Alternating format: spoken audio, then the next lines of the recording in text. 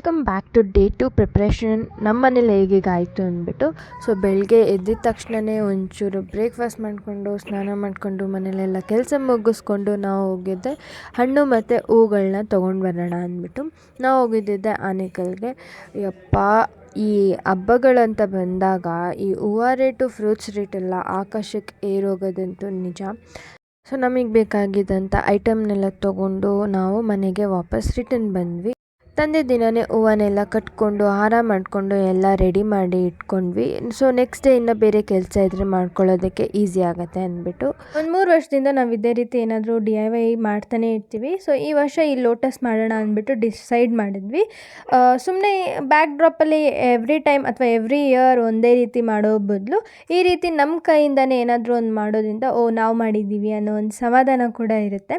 ಹಾಗಾಗಿ ನಾನಿಲ್ಲಿ ಲೋಟಸ್ನ ಮಾಡ್ತಾಯಿದ್ದೀನಿ. Very simple. ದೊಡ್ಡದೊಂದು ಕಾರ್ಡ್ಬೋರ್ಡ್ ಶೀಟ್ ಏನಾದರೂ ಒಂದು ತೊಗೊಂಡು ಈ ರೀತಿಯಾಗಿ ಲೋಟಸ್ನ ಡ್ರಾ ಮಾಡ್ಕೊಂಡ್ವಿ. ನೋಡಿ, ಇಲ್ಲಿ ನಮ್ಮ ಬೆಕ್ಕು ಅವ್ರದ್ದು ಒಂದು ಕಾಂಟ್ರಿಬ್ಯೂಷನ್ ಇರಬೇಕಂತೆ, ಹಾಗಾಗಿ ಅಷ್ಟು ಡಿಸ್ಟರ್ಬ್ ಮಾಡ್ತಾರೆ ಅವರು. ಸೊ ಬಂದು ಹೋದವರೆಲ್ಲ ಕೇಳ್ತಾರೆ, ಇದು ನೀವೇನ ಮಾಡಿದ್ದು ಅಂದ್ಬಿಟ್ಟು. ಸೊ ಲಾಸ್ಟ್ ಟೈಮು ಹಂಗೆ ಏನೋ ಲೋಟಸ್ ರಿಲೇಟೆಡೇ ಮಾಡಿದ್ವಿ. ಅದ್ರ ಲಾಸ್ಟ್ ಟೈಮ್ ಕೂಡ ಲೋಟಸ್ ರಿಲೇಟೆಡೇ ಮಾಡ್ತಾಯಿದ್ದೀವಿ. ಬಟ್ 3 ವರ್ಷವೂ ಕೂಡ ಬೇರೆ ಬೇರೆ ರೀತಿಯಾಗಿ ಮಾಡಿದ್ವಿ. ಸೊ ಈ ವರ್ಷ ಇದನ್ನು ಮಾಡಿದ್ವಿ. ಆ್ಯಂಡ್ ಇವಳು ಒಬ್ಬಳು ತುಂಬಾ ಡಿಸ್ಟರ್ಬ್ ಮಾಡ್ತಾರೆ, ಏನು ಮಾಡೋದಕ್ಕೂ ಬಿಡೋಲ್ಲ. But still we have to do ಅಂದ್ಬಿಟ್ಟು ಮಾಡಿದ್ವಿ. ಸೊ ಫೈನಲ್ ಆಗಿ ಈ ರೀತಿಯಾಗಿ ಕಾಣಿಸ್ತಿದೆ ನಮ್ಮ ಲೋಟಸ್. ತುಂಬ ಚೆನ್ನಾಗಿ ಬಂತು ಆ್ಯಕ್ಚುಲಿ ಹೇಳ್ಬೇಕಂದ್ರೆ. ಬಟ್ ಸ್ಕೆಚ್ ಪೆನ್ನಿಂದ ಡ್ರಾ ಮಾಡಿದ್ದೆ, ಹಾಗಾಗಿ ಆ ಬ್ಲ್ಯಾಕ್ ಮಾರ್ಕಿಂಗ್ ಎಲ್ಲ ಹೋಗಿಲ್ಲ. ಬಟ್ ದಟ್ಸ್ ಓಕೆ, ಫೈನ್ ಇರಲಿ ಅಂದ್ಬಿಟ್ಟು ಅದ್ರ ಮೇಲೇ ಪೇಂಟ್ ಕೂಡ ಮಾಡಿದ್ವಿ. ಸೊ ಈ ರೀತಿ ಕ್ರಾಫ್ಟ್ ವರ್ಕ್ಸ್ ಎಲ್ಲ ಮಾಡ್ತಿರ್ಬೇಕಾದ್ರೆ ನನಗಂತೂ ನನ್ನ ಸ್ಕೂಲೇ ಜ್ಞಾಪನ ಬರ್ತಿತ್ತು. ಬಿಕಾಸ್ ನಮ್ಮ ಸ್ಕೂಲಲ್ಲಿ ತುಂಬಾ ಈ ರೀತಿ ಕ್ರಾಫ್ಟ್ಸ್ ಮಾಡೋ ಥರ ಎಲ್ಲ ಕೊಡ್ತಿದ್ರು. ಸ್ಯಾಟರ್ಡೇಸ್ ಅಂದರೆ ಎವ್ರಿ ಸ್ಯಾಟರ್ಡೇಸ್ ಏನಾದರೂ ಒಂದು ಕ್ರಾಫ್ಟ್ಸ್ ಕೊಡೋರು. ಸೊ ನನಗೆ ನನ್ನ ಚೈಲ್ಡ್ಹುಡ್ ಆ್ಯಂಡ್ ನನ್ನ ಸ್ಕೂಲ್ ಜ್ಞಾಪನ ಬಂತು ಮಾಡ್ತಿರ್ಬೇಕಾದ್ರೆ. ತುಂಬಾ ಬೋರಿಂಗ್ ಅಂತ ಅನ್ನಿಸ್ತು, ಅಂದರೆ ಬರೀ ಪೇಂಟ್ ಮಾಡೋದಕ್ಕೆ. ಸೊ ನಾವೇನು ಮಾಡಿದ್ವಿ ಅಂದರೆ ರೈನ್ ಸ್ಟೋನ್ ಚೈನ್ ಬರುತ್ತಲ್ವ, ಅದನ್ನು ಅಟ್ಯಾಚ್ ಮಾಡಿದ್ವಿ. ಆಲ್ರೆಡಿ ಡೇ 1 ವಿಡಿಯೋ ಅಪ್ಲೋಡ್ ಆಗಿದೆ. ಸೊ ನೀವು ಯಾರಾದರೂ ಇನ್ನೂ ನೋಡಿಲ್ಲ ಅಂದರೆ ನೀವು ಹೋಗಿ ನೋಡ್ಬೋದು. ಡೇ 2 ನಾವೇನು ಅಷ್ಟು ಮಾಡಿಲ್ಲ, ಜಸ್ಟ್ ಮಾರ್ಕೆಟ್ಗೆ ಹೋಗಿದ್ವಿ, ಅಂದರೆ ಆನೇಕಲ್ ಮಾರ್ಕೆಟ್ಗೆ. ಅಲ್ಲೇ ಹೋಗಿ ಹೂವನ್ನೆಲ್ಲ ತೊಗೊಂಬಂದ್ವಿ, ಹೂವು ಹಣ್ಣುಗಳು ಎಲ್ಲ ತೊಗೊಂಡು ಬಂದ್ವಿ. ಸೊ ನಿನ್ನೆ ಎಲ್ಲ ಬರೀ ಹೂವು ಕಟ್ಟಿದ್ದು, ಹಾಗೆ ಒಂದೇ ಒಂದು ಚೂರು DIY ಮಾಡಿದ್ವಿ ಅಷ್ಟೇ. So that was about day 2. So ಇವತ್ತು day 3.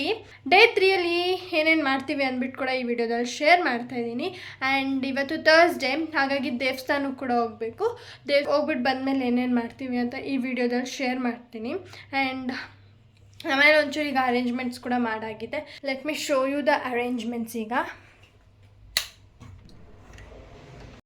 So last year video ನೋಡಿದ್ರೆ ನಿಮ್ಗೆ ಗೊತ್ತಿರುತ್ತೆ, ನಾವು ಈ ಕಡೆ ದೇವ್ರನ್ನ ಕೂರಿಸ್ತೀವಿ, ಹಾಗಾಗಿ ಸೋಫಾನೆಲ್ಲ ಈ ಕಡೆ ಅರೇಂಜ್ ಮಾಡಿ ಇಟ್ಟಿದ್ದೀವಿ. ಆ್ಯಂಡ್ ನಾವೀಗ ದೇವಸ್ಥಾನಕ್ಕೆ ಹೋಗ್ತಾಯಿದ್ದೀವಿ, ಹಾಗಾಗಿ ರೆಡಿ ಆದೆ. ಆ್ಯಂಡ್ ನಾವು ಹೊರಗಡೆ ಹೋಗ್ಬೇಕಾದ್ರೆ every time he has to see like that, ಹಂಗೆ ನೋಡಿನೇ ನಮ್ಮನ್ನು ಕಳಿಸ್ಕೊಡೋದು ಅವನು. ಸೊ ಗುರುವಾರ ಆಗಿರೋದ್ರಿಂದ ರಾಯರ ದರ್ಶನ ಕೂಡ ಮಾಡಿಕೊಂಡು ಅಲ್ಲೇ ಪ್ರಸಾದನ ಕೂಡ ತಿಂದ್ಕೊಂಡು ಬಂದ್ವಿ. ಆ್ಯಂಡ್ ತುಂಬಾ ಪೀಸ್ಫುಲ್ಲಾಗಿರುತ್ತೆ ಎವ್ರಿ ಥರ್ಸ್ಡೇ. ಸೊ ಈ ರೀತಿಯಾಗಿ ನಮ್ಮ ಥರ್ಸ್ಡೇ ಇತ್ತು. ನೆಕ್ಸ್ಟ್ ಇನ್ನು ದೇವರ ಪಾತ್ರೆಗಳನ್ನ ತೊಳಿಬೇಕಿತ್ತು. ಸೊ ಹಾಗಾಗಿ ನಾವು ನಮ್ಮ ಟೆರೆಸ್ಗೆ ಎತ್ಕೊಂಡು ಹೋದ್ವಿ. ಸ್ವಲ್ಪನೇ ಇದ್ದಿದ್ದು, ಬಟ್ 3 ಜನನೂ ಇದ್ವಲ್ಲ, ಬೇಗ ಆಗುತ್ತೆ ಅಂದ್ಬಿಟ್ಟು ಟೆರೆಸ್ಗೆ ಎತ್ಕೊಂಡು ಹೋದ್ವಿ. ನೋಡಿ, ಈ ಬಿಂದಿಗೆ ಅಥವಾ ಏನು ಹೇಳ್ತೀರಲ್ಲ, ಸೊ ಅದು ನೋಡಿ ಯಾವ ರೀತಿಯಾಗಿದೆ. ನಿಂಬೆಹಣ್ಣು ಹಾಕುಜ್ಜಿದ್ದಕ್ಕೆ ಕಲರ್ ಶೇಡ್ ಗೊತ್ತಾಗ್ತಿದೆ. ಸೊ ಚೇಂಜ್ ಕೂಡ ಆಯಿತು. ನೆಕ್ಸ್ಟ್ ಅದನ್ನು ಮುಗಿಸ್ಕೊಂಡು ಬಂದು ನಮ್ಮ ಅಕ್ಕ ಇಲ್ಲಿ ದೇವ್ರಿಗೆ ಅಲಂಕಾರ ಮಾಡ್ತಿದ್ದಾಳೆ, ಅದೇ ದೇವ್ರ ಮುಖವಾಡಕ್ಕೆ. ಪಾತ್ರೆನ ನಾನು ಮತ್ತು ನಮ್ಮಮ್ಮ ಇಬ್ಬರೇ ತೊಳ್ಕೊಂಡಿದ್ದು, ಹಾಗಾಗಿ ನಮ್ಮ ಅಕ್ಕ ಈಗ ನೆಕ್ಸ್ಟು ದೇವ್ರ ಮುಖಕ್ಕೆ ಅಲಂಕಾರ ಕೂಡ ಮಾಡ್ತಿದ್ದಾಳೆ. ಸೊ ಈ ರೀತಿಯಾಗಿ ಅಲಂಕಾರನ ಮಾಡ್ತಿದ್ದಾಳೆ. ಇದು ಒಂದು ಗಮ್ ಬರುತ್ತೆ, ಫೆವಿಬಾಂಡ್ ಸ್ಟಿಕ್ ಆನ್ ಅಂತ. ಸೊ ಅದರಿಂದ ಆರಾಮಾಗಿ ಈಸಿಯಾಗಿ ಗಮ್ ಯೂಸ್ ಮಾಡಿಕೊಂಡು ಸ್ಟಿಕ್ ಮಾಡ್ಕೋಬೋದು. ಸೊ ಎಸ್,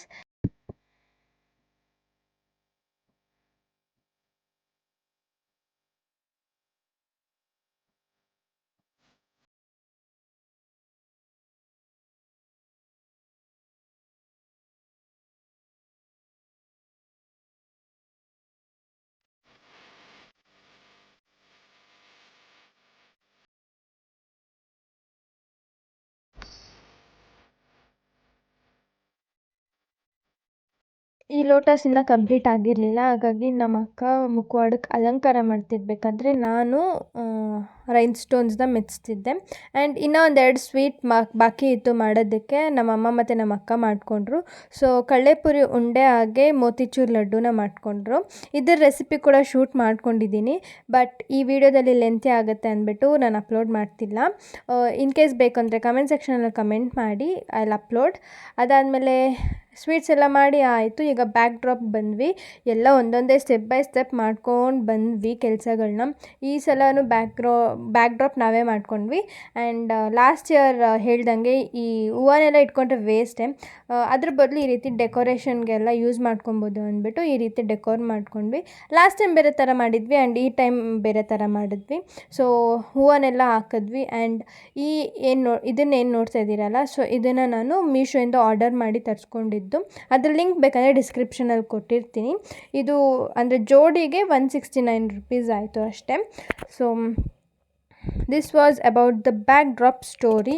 ಚೆನ್ನಾಗಿದೆ ಅಂದ್ಬಿಟ್ಟು ಕಮೆಂಟ್ ಸೆಕ್ಷನಲ್ಲಿ ಕಮೆಂಟ್ ಮಾಡಿ. ಆ್ಯಂಡ್ ನಾವು ಮಾಡಿದ ಲೋಟಸ್ ಇಲ್ಲಿ ಅಂದರೆ ಮಿಡಲಲ್ಲಿ ಮೆತ್ಸೋಣ ಅಂದ್ಬಿಟ್ಟು ನೋಡ್ತಾ ಇದ್ದೀವಿ. ಈಗ ನಿಮ್ಮ ಮನೇಲಿ ವರಮಹಾಲಕ್ಷ್ಮಿ ಪ್ರಿಪ್ರೇಷನ್ಸ್ ಹಬ್ಬ ಎಲ್ಲ ಹೇಗೆ ಆಚರಿಸ್ತೀರಾ ಅಂದ್ಬಿಟ್ಟು ಕೂಡ ಕಮೆಂಟ್ ಸೆಕ್ಷನಲ್ಲಿ ಕಮೆಂಟ್ ಮಾಡಿ, ನಾನು ತಿಳ್ಕೊಂಡಂಗೆ ಆಗುತ್ತೆ. ಆ್ಯಂಡ್ ಈ ಪ್ರಿಪ್ರೇಷನ್ ವ್ಲಾಗ್ಸ್ ಎಲ್ಲ ನಿಮ್ಗೆ ಇಷ್ಟ ಆಗ್ತಿದ್ರೆ please make sure to like, share and comment to my channel. ಈಗ ನೆಕ್ಸ್ಟು ದೇವಿಗೆ ಸೀರೆ ಉಡಿಸೋ ಟೈಮ್, ಅಂದರೆ ಕಳಶ ಎಲ್ಲ ಕೂರಿಸಲ್ಲ, ಬರೀ ಸೀರೆ ಮಾತ್ರ ಕಟ್ಬಿಟ್ಟು ಇಡೋಣ ಅಂದ್ಬಿಟ್ಟು. ಸೊ ಫಸ್ಟು ನಮ್ಮ ಅಕ್ಕ ಇಲ್ಲಿ ಕೈಗಳನ್ನ ಅರೇಂಜ್ ಮಾಡ್ಕೊತಿದ್ದಾಳೆ. ನಾವು 2 ಇಯರ್ಸಿಂದ ಕೈನ ಇಡ್ತಾ ಇರೋದು. ಆ್ಯಂಡ್ ನನ್ನ ಫೇವ್ರೆಟ್ ಹಬ್ಬನೇ ಲಕ್ಷ್ಮೀ ಹಬ್ಬ, ಬಿಕಾಸ್ ನಮ್ಮ ಮನೇಲಿ ಅದನ್ನೇ ಸ್ವಲ್ಪ ಗ್ರ್ಯಾಂಡಾಗಿ ಆಚರಿಸೋದು. ಆ್ಯಂಡ್ ಇನ್ನು ಬಿಟ್ಟರೆ ನಮ್ಮೂರ ಕರ್ಗ ಅದನ್ನು ಸೆಕೆಂಡ್ ದೊಡ್ಡದಾಗಿ ಆಚರಿಸೋದು.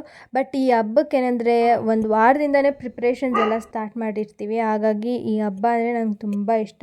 ಆ್ಯಂಡ್ ನೆಕ್ಸ್ಟ್ ಇಲ್ಲಿ ಜ್ಯುವೆಲ್ರೀಸ್ನೆಲ್ಲ ಹಾಕಿದ್ವಿ, ಸರ ಮತ್ತು ಸೊ ಈ ರೀತಿಯಾಗಿ ನಾವು ಅರೇಂಜ್ ಮಾಡ್ಕೊಂಡ್ವಿ. ಇಷ್ಟೇ ಅರೇಂಜ್ ಮಾಡಿದ್ದು, ಕಳಶ ಎಲ್ಲ ಇಟ್ಟಿಲ್ಲ. ಇದಾದಮೇಲೆ ಮತ್ತೆ ಇನ್ನೊಂದು ಸಲ ಮನೇನ ಗುಡಿಸಿ ಒರೆಸ್ಕೊತಾ ಇದ್ದಾಳೆ ನಮ್ಮ ಅಕ್ಕ. ನಾನು ನಮ್ಮಮ್ಮ ರಂಗೋಲಿ ಹಾಕ್ತಾಯಿದ್ದೀವಿ. ಆ್ಯಂಡ್ ಇದು 25 ರೂಪೀಸ್ ಈಚ್ ಅಂದ್ಬಿಟ್ಟು ಈ ರೀತಿಯಾದ ರಂಗೋಲಿ ಬಾಕ್ಸ್ಗಳನ್ನ ತಂದ್ವಿ. ಚೆನ್ನಾಗಿ ಬರುತ್ತೆ ಅಂದ್ಬಿಟ್ಟು. ಆ್ಯಕ್ಚುಲಿ ಬರುತ್ತೆ, ಬಟ್ ನಮಗೆ ಬಿಡೋ ಗೊತ್ತಾಗ್ತಾ ಇರಲಿಲ್ಲ. ಬಿಟ್ಟು ಎತ್ತುವಾಗ ಸ್ವಲ್ಪ ಜಾಸ್ತಿ ಸ್ಪ್ರೆಡ್ ಆಗಿ ಚೆಲ್ಲೋಗ್ಬಿಡ್ತಿತ್ತು. ಬಟ್ ಸ್ಟಿಲ್ ನಮ್ಮ ಮನೆ ಬೆಕ್ಕುಗಳು ಹೆಂಗಿದ್ರು ಬಿಡಲ್ಲ ಅಂದ್ಬಿಟ್ಟು ಇರಲಿ ಅಂದ್ಬಿಟ್ಟು ಅದನ್ನೇ ಹಾಕ್ತಾಯಿದ್ದೀವಿ. ಈ ರೀತಿಯಾಗಿ ಬಂತು. ಆ್ಯಂಡ್ ಇಲ್ಲಿಗೆ ನಾನು ಎಂಡ್ ಮಾಡ್ತೀನಿ ಈ ವ್ಲಾಗ್ನ. ನೆಕ್ಸ್ಟ್ ಪಾರ್ಟ್ ಅಂದರೆ ನೆಕ್ಸ್ಟ್ ಫೈನಲ್ ಪಾರ್ಟ್ ಹಬ್ಬದ ದಿನ ಎಲ್ಲ ಏನೇನಾಯಿತು ಅಂದ್ಬಿಟ್ಟು ನಾನು ನೆಕ್ಸ್ಟ್ ವೀಡಿಯೋದಲ್ಲಿ ಬಿಡ್ತೀನಿ. ಸೊ until keep waiting ಅಂತ ಹೇಳ್ತಾ thank you so much for watching. Bye bye, see in my next video.